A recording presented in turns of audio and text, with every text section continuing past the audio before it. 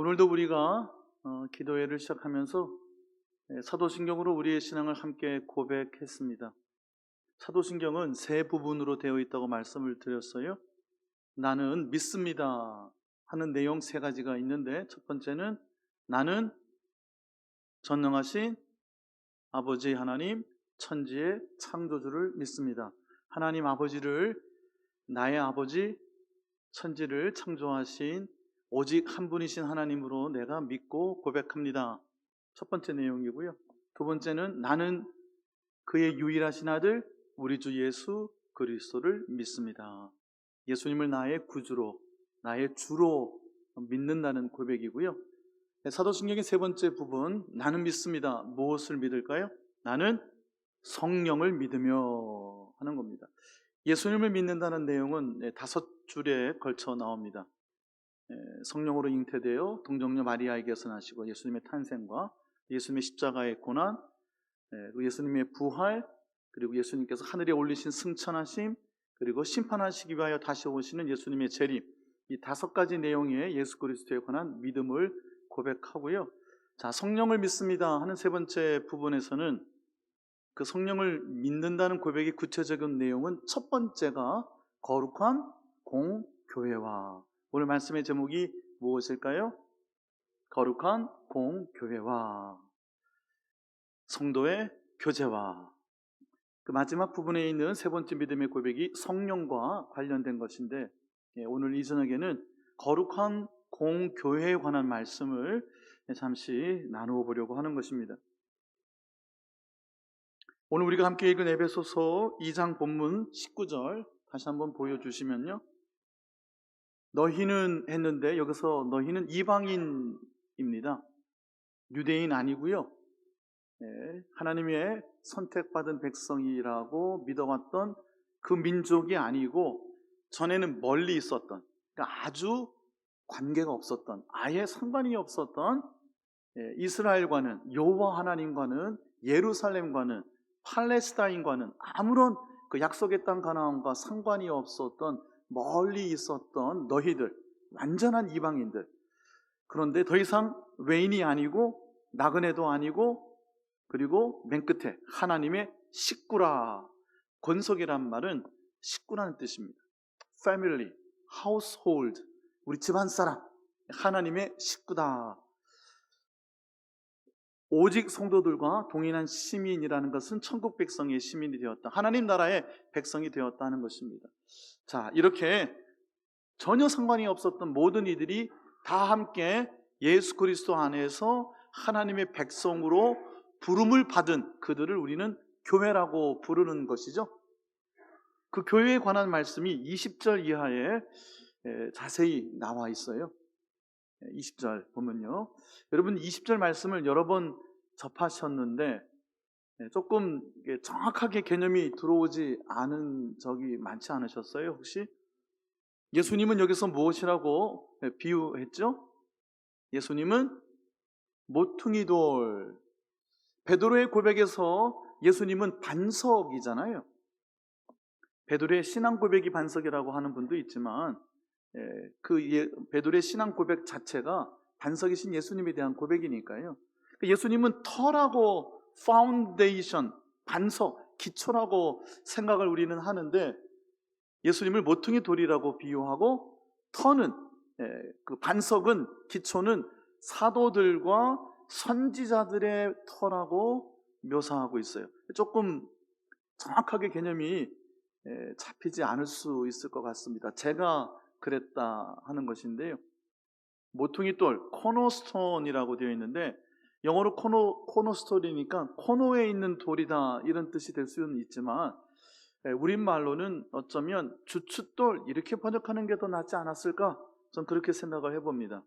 주춧돌이라는 것은 터를 다질 때에, 반석을, 기초를 놓을 때에 가장 중요한 시작점이 주춧돌이 아니던가요? 그렇죠? 그래서 상징적으로 교회 건물에, 우리 교회에도요, 주춧돌처럼 1900 몇 년 여기에 교회가 세워지다 라고 우리가 서명을 하고 이렇게 붙이기도 하지만, 그것은 이 모든 터의 기초, 주춧돌의 의미를 가지고 있는 것이죠. 교회의 터는, 그러니까 교회의 참된 터는 주 예수 그리스도이십니다라는 찬송가도 있잖아요. 그러니까 에베소서 2장 20절은 조금 혼동이 될 때도 있어요.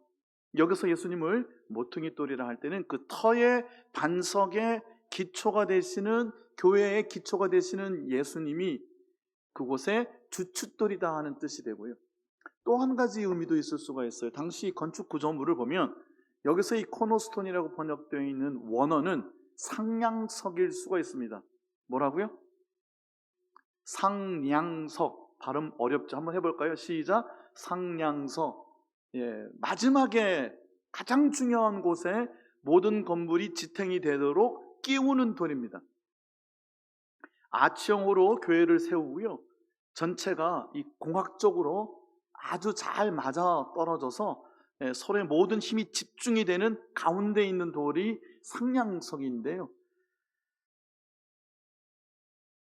모든 토대를 결합시키거나 건물 전체를 견고하게 지탱해주는 마지막 돌이 될 수도 있어요. 그러니까 시작일 수도 있고, 가장 기초가 되는 주춧돌일 수도 있고, 가장 마지막에 모든 것을 결합시키는 상량석일 수도 있어요. 그것이 오늘 본문에 나오는 모퉁이돌의 의미입니다. 어찌 되었던 간에, 자, 이 터라는 것과 이 상량석 또는 주춧돌이든 예수님은 어떤 관계가 있을까요? 사도들, 선지자들이 닦아놓은 터가 있다. 교회의 터는 예수님인데 이 두 가지를 합해서 보면 어떤 뜻일까요?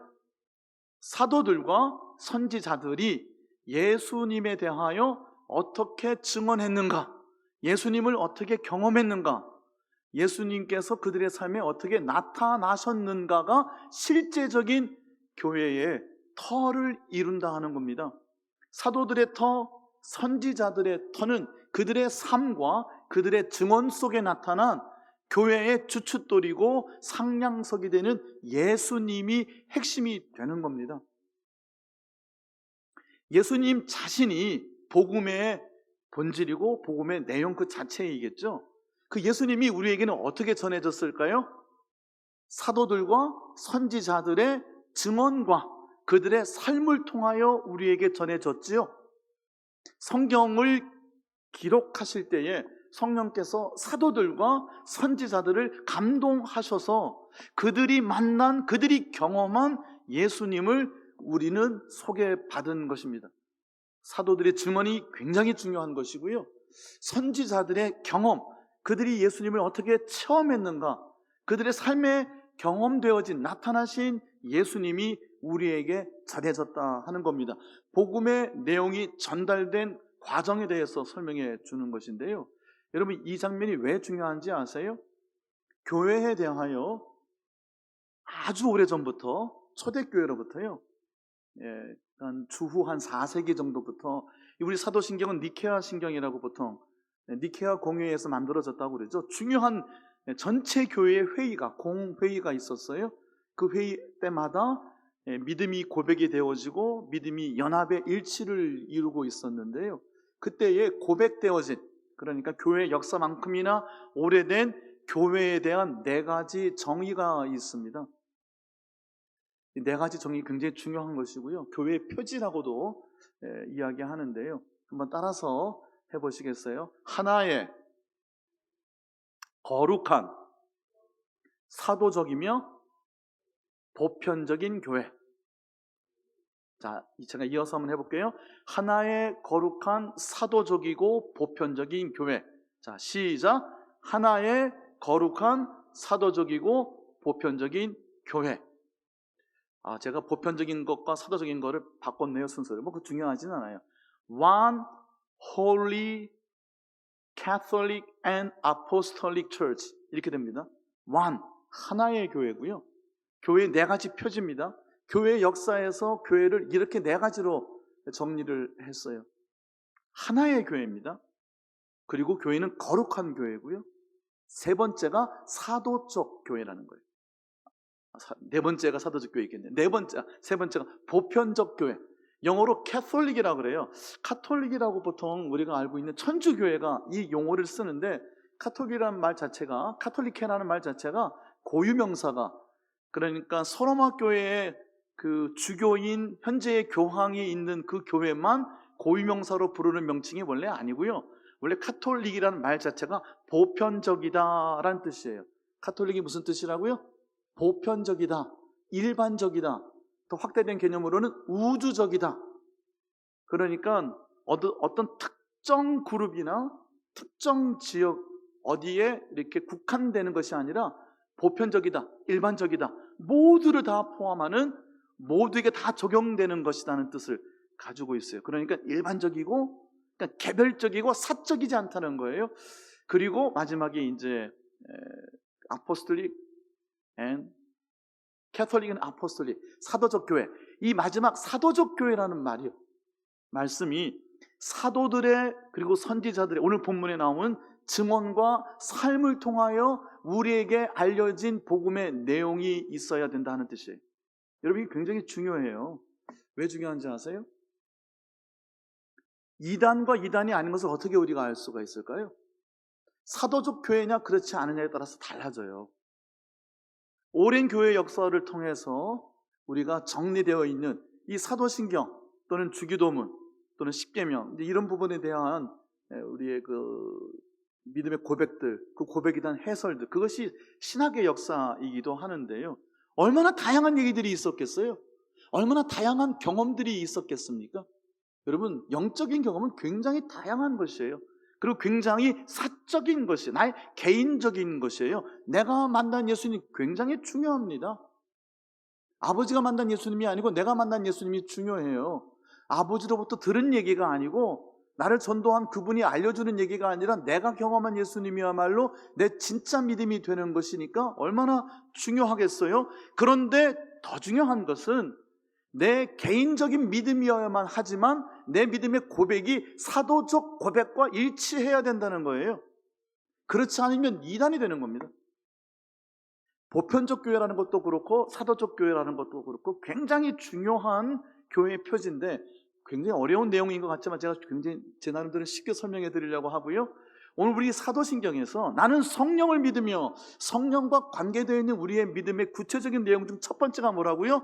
교회는 거룩한 공교회입니다 하는 고백 안에 이 보편적인 교회입니다, 사도적인 교회입니다, 거룩한 교회입니다라는 교회 역사에서의 네 가지 교회 표지가 다 녹아져 있는 거예요. 거룩한 공교회와 그냥 우리가 고백하는 게 아니에요. 오늘 하나의 교회입니다, 거룩한 교회입니다 하는 것은 간단하게 제가 줄일 것이고요. 그리고 보편적 교회라는 것도 간단히 줄이겠지만 이 사도적이라는 것을 조금 집중해서 말씀을 좀 드려볼게요. 자, 20절에 있는 사도들과 선지자들의 터 위에 서라는 것은 그 터의 주춧돌, 그 터의 상량석이 되는 예수님을 사도들과 선지자들은 어떻게 고백했는가, 어떻게 만났는가, 어떻게 체험하고 우리에게 전했는가가 이 성경 안에 다 들어있다는 거예요. 성경 안에 있는 증언은 선지자들의 증언이에요. 성경의 첫 번째 5권은요 모세오경이라고 부르잖아요.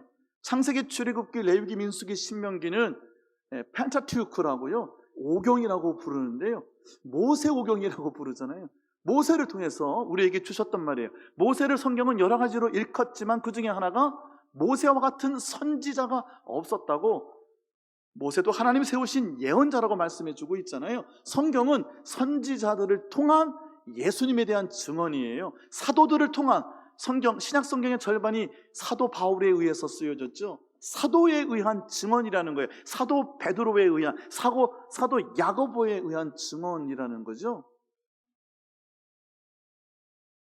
사도적 교회여야 된다는 것은 성경에 근거한 우리의 믿음이어야 된다는 것인데요, 나는 성경을 이렇게 읽어요.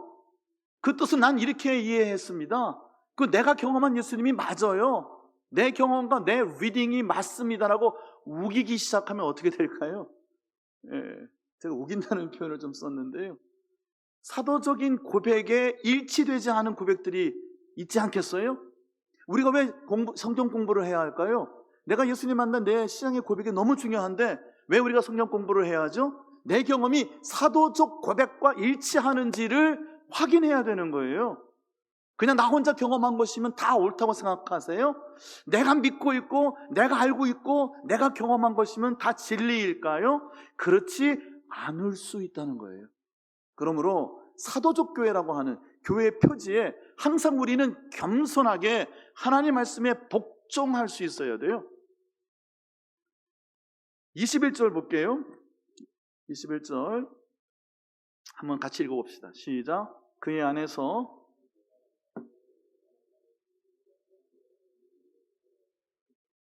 여기서 그의 안은 예수님 아니죠? 앞에 예수님을 모퉁이 돌이라고 했으니까 교회는 예수님 안에서 다양한 교회들이 지역 교회들이 서로 연결되어져야만 한다는 거예요. 그리고 22절에서는 함께 지어져 간다 그랬어요. 너희도 예수 안에서 함께 지어져 가느니라. 주춧돌 또는 상냥석이신 모퉁이돌 대신 예수님 안에서 우리는 연결이 되어야 돼요. 연결이 되면 어떻게 되죠? 하나가 되는 거예요. 결혼은 한다는 것이 그거잖아요. 부모를 떠나 전혀 남남이었던 사람이 무촌이 되는 겁니다. 마디가 없어지는 거예요. 위로나 아래로나 옆으로 가면 촌수가 생기죠. 근데 부부 사이는 무촌, 마디가 없는 겁니다. 연결이 돼서 한 몸이 된 거예요. 예수님 안에서 교회는 그 수많은 교회가 수많은 지역에 있는 인종이 다르죠. 계층이 다르죠. 언어가 다르고 그들의 역사가 다르고 그들의 믿음의 색깔이 다르고 2000년 동안 많은 곳에 있었던 수많은 교회들이 있지 않겠어요? 여러분, Orthodox Church, 정교회의 예배의 의식과 전통을 들여다보면 너무 낯설고 어색하지 않아요? 너무 낯설고 어색하죠? 예. 그들도 하나님에 대한 고백이 있는 것이고요. 하나님의 아들에 대한 고백이 있는 것인데 그들과 우리가 서로 연결이 되어야 된다는 것이고 그리고 함께 빌딩업, 함께 지어져 올라가야 된다는 것이 이것이 하나의 교회, ONE으로 시작하는 교회의 첫 번째 표지인 거예요. 연결이 되어야 되고 함께 지어져 가야 돼요. 우리 교회만 독불장군이 되는 건 하나님의 뜻이 아닐 것이에요. 그러니까 어느 한 교회만 유독 훌륭하다는 것은 그렇게 아름다운 일이 아닐 수 있어요. 교회는 항상 염두에 두어야 되는 것이 하나를 향하여 연합과 일치를 늘 우리가 생각하고 있어야 돼요. 우리에게 주신 축복이 크면 클수록 우리에게 맡겨주신 은사가 많으면 많을수록 많이 맡긴 자에게 많이 달라고 하시는 하나님 앞에서 겸손하게 문을 열고 연합과 일치의 힘을 써야 하는 것이 예수님 안에서 연결이 되어 천수가 마디가 없어지고 함께 지어져가는 교회의 근본적인 원래적인 모습이어야 된다 하는 거죠. 21절은 예수님 안에서라고 되어 있는데 22절은요. 그런데 함께 지어져 간다는 표현 안에 성령 안에서라고 되어 있어요. 예수님에 대한 사도들과 선지자들의 증언과 그들의 체험이라고 말씀을 드렸고 그것이 성경 안에다 기록이 되어 있고요. 그것을 우리가 접할 때에 우리가 그 믿음의 고백과 그들의 행적, 그들의 체험을 우리가 어떻게 동일한 경험으로 사도적 고백으로 우리가 경험할 수 있겠느냐? 그 방법은 유일한 한 가지라는 거예요. 성령께서 그렇게 하신다는 거예요. 조금 어려워지셨어요? 이 대목에서? 사도들이 예수님에 대하여 고백했어요. 선지자들이 예수님을 경험했어요. 그 증언과 그 흔적이 성경 안에 있습니다. 근데 이것을 우리가 접할 때 그것이 같은 고백이 되고 같은 경험이 되어야 되는데 그렇게 만드시는 이가 누구시냐고요? 성령께서 그렇게 만드신다는 거예요.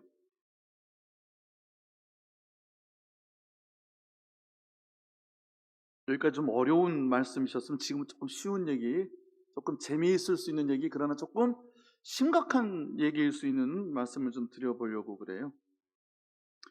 요즘 유튜브를 통해서요, TV를 보지 않고 유튜브만 보는 분들이 많습니다. 저부터 그래요. TV는 일방적으로 보여주는 거고 유튜브는 내가 선별해서 뉴스도 보고 싶은 뉴스만 골라서 볼 수 있고 그렇게 되잖아요. 그러다 보니까 알고리즘이 작동을 해서 내가 찾게 되는 뉴스와 근접한 쪽의 뉴스만 계속 접하게 되고 이 유튜버가 내게 선택적으로 보여주는 게 있어요. 너는 성향이 이쪽 성향이지 하고 자꾸 뭘 보여줘. 너무 싫어요. 그래서 로그 아웃하고 싶은데 로그 아웃 해버리면 광고가 자꾸 뜨니까 8,000원 내고 광고 안 나오게 할 수밖에 없을 것 같고 참 딜레마에 있는데요. 요즘은 신앙인들도 유튜브를 통하여 굉장히 많은 지식을 습득하고 있어요. 목회자들이 굉장히 많이 고민하고 있는 부분이 대목이 여기에 있습니다. 뭐 신앙적인 문제뿐만이 아니라 정치, 사회, 경제적으로 이것이 가지고 있는 폐해가 아주 심각한 문제로 대두되고 있는데요. 제가 그중에 한 5가지만 한번 생각해 보려고 그래요. 뭐 다 잘 아시는 건데 굉장히 많은 리스트가 있는데 그중에 제가 한 요 정도는 나누면 좋겠다 싶은데 다 아는 거니까 유튜브에 나오는 신앙적인 것에 대한 클립들이 있잖아요. 근데 거기에 뭔가 좀 비밀스러운 게 있으면 그 문제 있는 겁니다. 뭐 100% 그렇다는 건 아니지만 우리끼리 우리만 들어오는 방 교회에 알리지 마세요. 목사님한테 절대 알리지 말고 구역장도 몰라야 돼. 뭐 이러면 거의 이단입니다. 뭐 이 정도 다 알고 계시죠? 네. 그리고 암호를 풀듯이 비유풀이를 하겠다 그러면 열에 15은 이단이라고 보시면 돼요. 비유풀이 뭐 암호 풀듯이 막 짝을 짓고 막 이러면 그 심각한 겁니다. 그 신천지의 뿌리가 다 그쪽 뿌리거든요. 이거 다 아시는 거니까 뭐 이 정도는 쉽게 여러분이 수긍이 가실 텐데 또 하나 쉽게 수긍이 가는 건 이런 거 있어요. 교회를 그리고 목회자들을 극도로 비난하거나 비방합니다. 건전한 비판은 가능하죠. 얼마든지 할 수 있죠. 저도 가끔 하잖아요. 저희 집 선생님은 제발 그러지 말라고 저한테 그래서 제가 늘 조심하고 저도 비판적이지 않으려고 그러나 때로는 하나님께서 그런 말씀을 나누게도 하시잖아요. 그런데 그냥 비난 그것도 아주 극한의 비방과 기존 교회, 기존 목회자는 다 부정을 해야지만 자기들이 이야기하고자 하는 것에 설득력이 있을 거라고 생각하기 때문에 자꾸 이렇게 막 갈라치기 하고 다 틀렸다고 막 몰아가고 여러분 조심하셔야 돼요. 뭐 기존에 있는 교회가 다 그렇게 다 망가졌겠어요. 문제가 있죠. 비판을 받아야 되고 우리는 비판으로 우리를 들여다봐야 하지만 그렇게 다 완전히 망가져 있을 것 같지는 않잖아요. 뭐 여기까지 대부분 다 수긍이 가시죠? 또 하나 음모론. 여러분 흔하게 보는 게 뭐 일루미나티, 뭐 프리메이슨 맨날 보죠. 여러분 플리즈 제발 좀 그만 보세요 그런 거. 음모론에 제발 좀 빠지지 마세요. 제가 정말 조심스러운데 근데 이 말씀을 하면 안 될 것 같고 관련된 어떤 성도분이 계셔가지고 제가 얘기를 할 수가 없을 것 같은데 그래도 조금은 나누고 싶은데 어디까지 공개를 해도 될지 모르겠는데요. 어떤 분이 참 말을 잘 하시더라고요. 저도 그 동영상을 처음 봤어요. 참 말을 잘해요. 청산유수입니다. 그리고 굉장히 설득력 있게 이런저런 자료를 가지고 쭉 설명을 해놨는데 정말 편향적인 이야기예요. 가만히 들어보면 꽤 뭐 그럴듯해 보이지만 근거는 박약해요.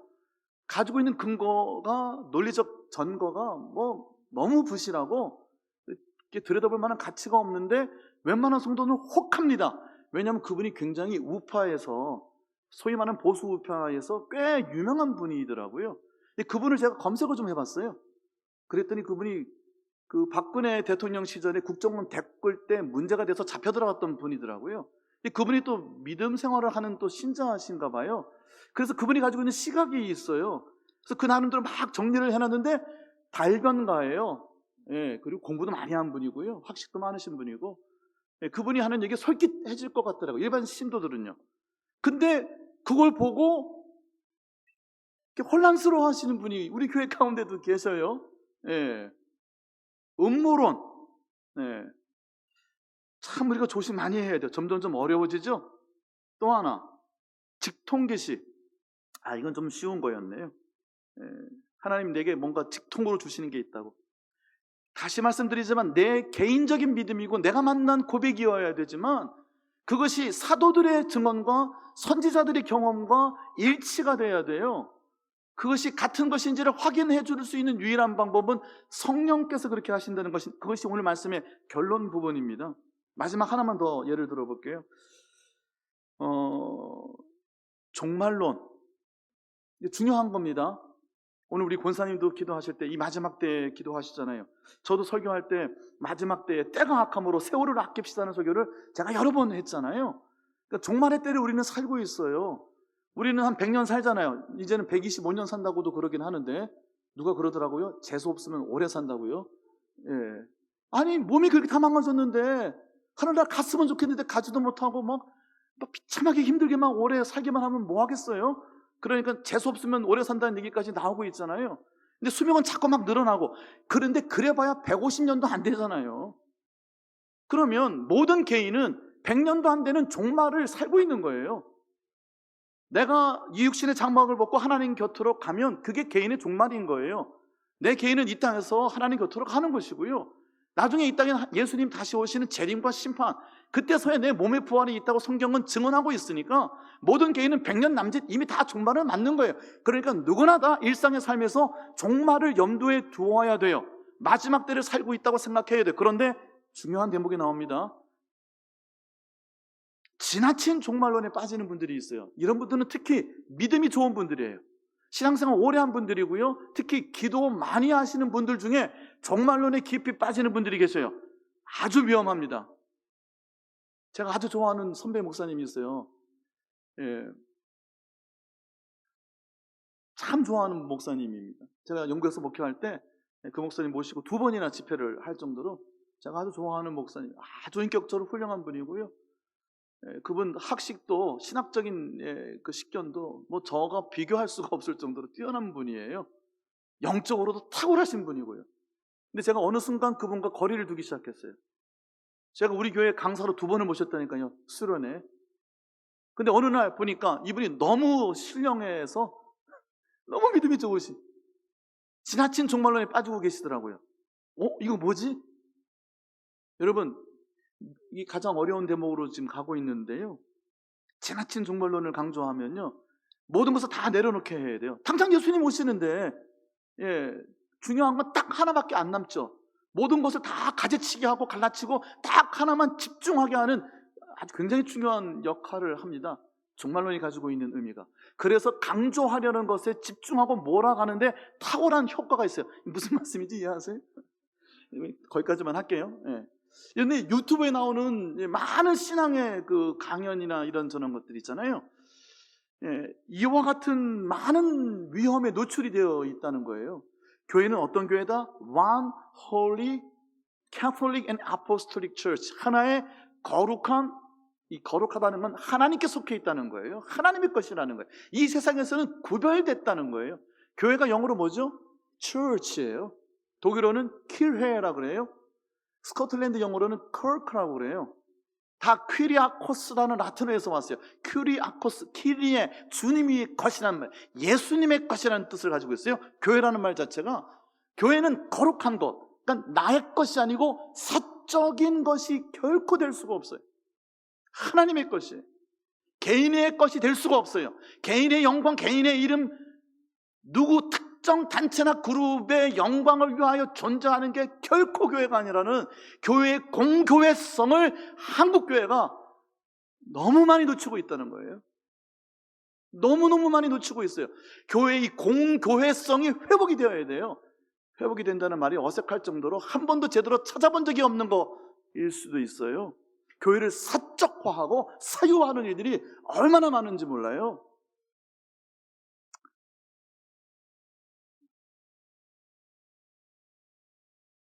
성령 안에서 하는 대목을 설명해 드리고 오늘 말씀을 정리를 해볼게요. 교회는 성령 강림과 더불어서 시작이 됐죠. 다른 데 가지 말고 예루살렘 모여 있어라. 성령이 임하시면 교회가 시작이 되고, 그래서 예수님 십자가에 못 박히실 때 배반하고 저주하고 다 도망갔던 그 예수님의 제자들이 성령 받은 다음에 성령 충만함을 따라서 예수가 주요 그리스도이심을 고백하기 시작했고, 그때부터 믿는 자들이 생기고 예루살렘 교회가 세워지기 시작했고, 사도들의 행전인, 사도들의 증언과 기록, 그들이 만난 예수님, 그들이 증언한 예수님에 관한 소식이 성령의 행전이고, 그것이 교회의 역사의 시작이고, 그 성령 행전이, 사도 행전이 지금도 우리 지역교회에서 쓰여져 가고 있다는 것인데요. 성령 에서 시작하고 성령께서 이루어 가시는 교회. 그래서 마지막 22절이 성령 안에서 우리가 함께 지어져 간다고 되어 있는데요. 자, 질문이자 결론 부분입니다. 앞에 서두에서 쭉 드렸던 말씀을 이렇게 한번 묶어서 이렇게 한번 질문을 해보세요. 인종이 다 다르죠. 인종이 다른 게 뭐 큰 의미가 있을까? 여러분, 굉장히 큰 의미가 있습니다.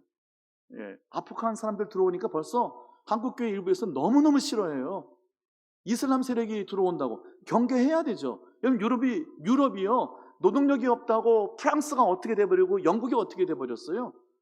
이슬람들이 들어와서 거기 산하 제한이 없잖아요. 이슬람은 선교를 탁월하게 합니다. 어마어마하게 나버려요.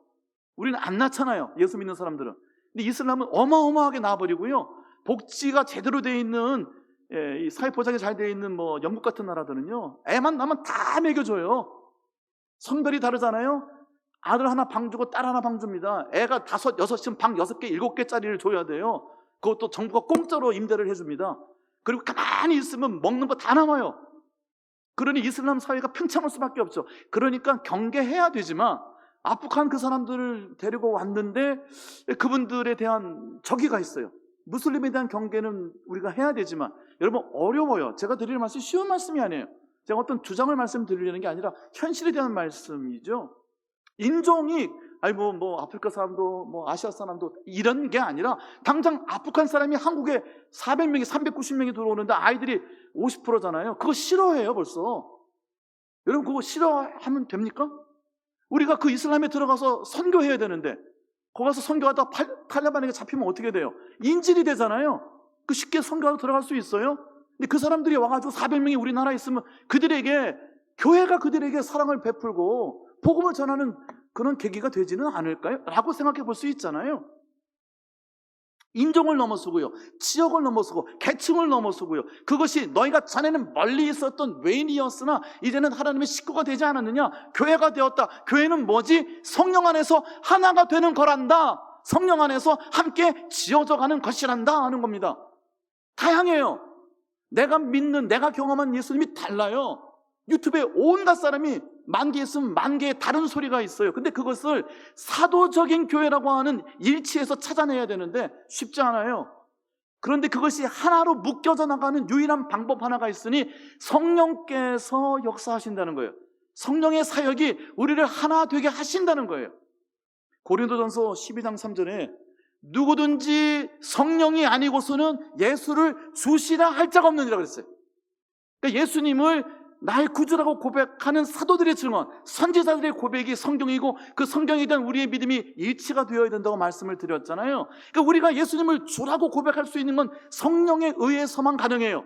사도들이 그랬던 것처럼 우리도 같은 성령의, 한 성령에 의해서만 예수님을 주라고 고백할 수 있게 되는 거예요. 유대인이나 헬라인이나 종이나 자유인 모두가 다 한 몸이 된 것은 우리가 다 한 성령을 마신 까닭이라고, 지금 다 고린도전서 12장에 나오는 말씀이에요. 우리 모두가 다양하지만 우리 모두가 하나가 될 수 있는 것, 보편적인 일반적인 교회가 우주적인 하나의 교회가 될 수 있는 것은 이 모든 일이 같은 한 성령이 행하고 계시기 때문이라는 거예요. 그가 우리 모두를, 같은 한 성령이 우리 모두를 유익하게 하신다는 거예요. 한번 따라서 하겠습니다. 같은 한 성령께서 우리 모두를 유익하게 하십니다. 그러니까 여기 계신 권사님, 장로님, 우리 집사님들, 저랑 믿음의 색깔이 조금 다를 수는 있어요. 그러나 우리가 하나가 될 수 있는 것은 같은 한 성령, 우리가 같이 마신 그 한 성령께서 우리의 믿음의 고백을 일치하게 만드시고, 연결되게 만드시고, 사도적 고백에 우리가 가까이 가게 만드신다는 거예요. 하나님의 깊은 것을 아시는 분은 오직 성령만이 아시는 것이죠. 고린도서 2장에 보면요, 하나님의 증거를 정할 때, 하나님의 비밀을 세상에 전할 때에 말과 지혜의 아름다운 것, 설득력 있는 말의 지혜로 전하지 아니하고 오직 성령의 능력으로만 하나님의 비밀을, 즉 십자가 예수 그리스도만을 전할 수 있게 되었습니다 하는 거예요. 여러분 이게 언뜻 이해가 안 오실 거예요. 그 수많은 다양한 교회들의 모든 믿음의 고백이 일치가 되게 하는 것은 신학적 토론이 아니라는 거예요. 여러분 신학적 토론은 굉장히 중요합니다. 교회 역사 2000년 동안 신학자들이, 목사들이, 교역자들이 그거 하는 겁니다. 그러니까 교역자들은 열심히 공부해야 돼요. 공부하고 또 죽을 때까지 공부를 해도 공부가 모자라는 거예요. 왜냐하면 하나님께서 맡겨주셨잖아요. 여러분이 여기저기서 보고 있는 거를 어떻게 옥석을 가릴 거예요? 예, 목사들이 공부를 해야 될 거 아닙니까? 하고 싶은 얘기 많은데 시간이 없어가지고. 예. 근데 공부해야 되고요. 그 믿음의 고백들을 하나의 역사로, 사도적 고백으로 일치와 연합을 이루어 가야 되는 작업이 있어야 되지만, 그런데 하나 되게 하는 것은 정작 그 논쟁과 토론 필요하긴 하지만 그것이 아니라 성령께서 하시는 사역이라니까요. 여러분 이게 어디로 가는지 아세요? 오늘 말씀 결론은 로마서 8장 26절 27절이에요. 오직 성령께서 우리의 연약함을 도우사 우리가 마땅히 기도할 바를 알지 못하나 성령께서 우리가 기도할 것을 하나님께 우리를 위하여 친히 간구하신다고 그러셨죠. 나는 어떻게 기도해야 되는지 잘 몰라요. 그를 위해서 하는 기도가 하나님께 드려지게 될지도 모르겠어요. 근데 나와 그를 연결시켜주고 나의 언어와 그의 언어를, 나의 믿음과 그의 믿음을, 나의 삶과 그의 삶, 그의 삶과 내 삶 안에 각각 나타나신 예수 그리스도의 사역을 성령께서 하나로 묶으셔서 하나님께 들으신다는 거예요. 여러분 이건 놀라운 기적과 같은 역사예요. 우리는 다 비슷한 공동체를 이루고 있잖아요. 같이 살다 보면 얼굴이 닮아간다면서요. 우리는 한 식구가 되다 보니까 비슷비슷해질 수 있어서 우리는 서로에게 익숙할 수 있지만 낯선 분이 우리 교회 공동체에 오면 정말 낯설잖아요. 근데 그가 나와 함께 더불어 연합이 되고 일치가 되고 하나가 되어지는 방법은 토론하고 논쟁하고 필요한 거예요. 그건 목회자들의 몫이에요. 그런데 우리가 해야 할 일은 성령 안에서 성령께서 그 사역을 이루어 가신다는 거예요. 마땅히 빌바라는 것은 뭐죠? 하나님의 뜻에 맞게 우리가 간구할 수 있느냐 하는 거예요. 내가 원하는 스타일이 있잖아요. 그가 원하는 스타일이 있잖아요. 나는 저를 위해서 기도하는데 그 기도가 저에게 소용이 없는 기도일 수도 있잖아요. 엉뚱한 기도를 하고 있을 수도 있잖아요. 아예 저를 위해서 기도를 안 할 수도 있는 거고요.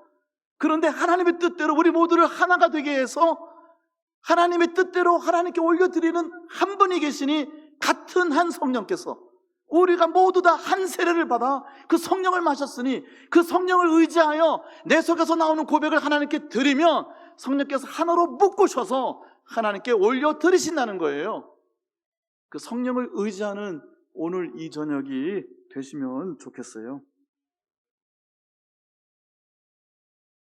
하나님 비밀, 하나님의 놀라운 역사, 그것이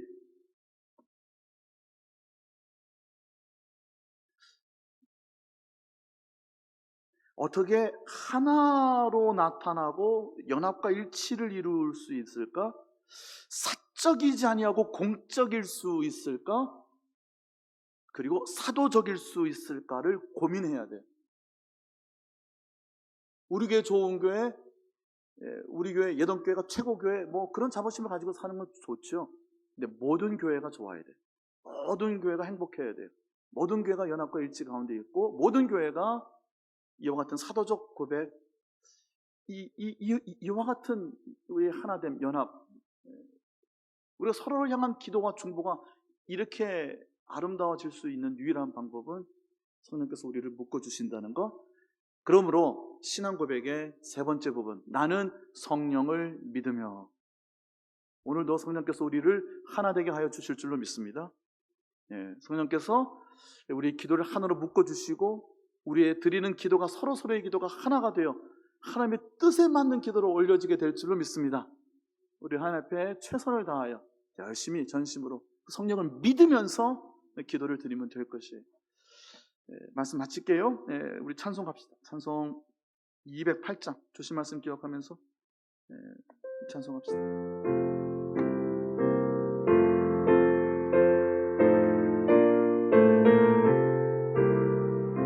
내 주의 나라와 내 주의 나라와 주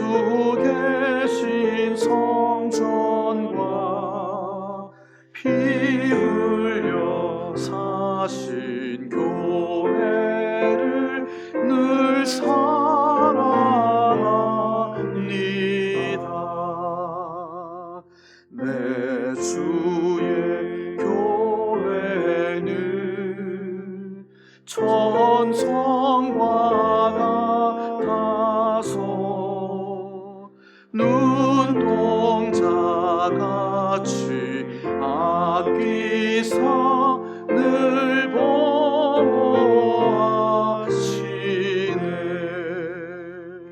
이 교회 위하여 눈물과 기도로 내 생명 나기까지 늘 봉사합니다. 성도의 교제와 교회의 위로와 구주와 맺은 언약을 늘 기뻐합니다. 하늘의 영광과